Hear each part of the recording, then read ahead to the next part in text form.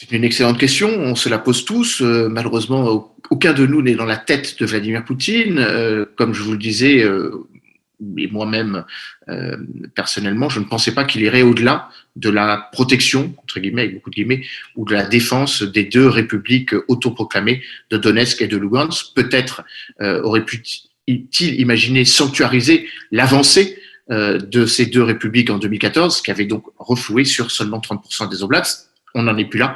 C'est une invasion globale, totale, une guerre massive sur l'ensemble du pays.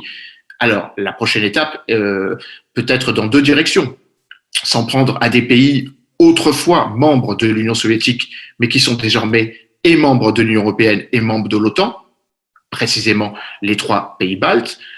Éventuellement s'en prendre au seul pays qui n'est pas membre de l'Union européenne et qui pourtant pourrait être en péril puisqu'il y a des troupes russes à sa frontière, en tout cas depuis 1992, nommément en Transnistrie, et je fais référence à la Moldavie, mais je ne pense pas, en tout cas je ne le souhaite pas, que le président Vladimir Poutine s'en prenne à des pays du flanc sud-est de l'OTAN, précisément la Roumanie, la Slovaquie, la Hongrie ou la Pologne. Ce serait là, pour le coup, un acte de guerre et légitimement l'utilisation de l'article 5 de l'OTAN, qui n'a été utilisé qu'une fois en 2001, après les attentats du 11 septembre, et encore pas pour aller faire la guerre à un État, mais pour justifier l'intervention militaire de l'OTAN en Afghanistan. Je ne pense pas que Vladimir Poutine veut une confrontation entre l'OTAN d'une part et la Russie, et éventuellement les membres de l'Organisation du traité de sécurité collective. Donc pour l'instant, il se contenterait, avec encore une fois beaucoup de guillemets, de l'Ukraine,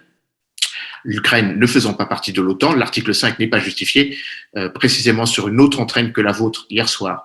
Mircea Johanna, secrétaire général adjoint de l'OTAN, a évoqué le fait que juridiquement, l'OTAN ne peut pas intervenir, ou alors il faudrait qu'il y ait une règle consensuelle, mais l'article 5 ne s'applique pas, malheureusement, à la défense de l'Ukraine.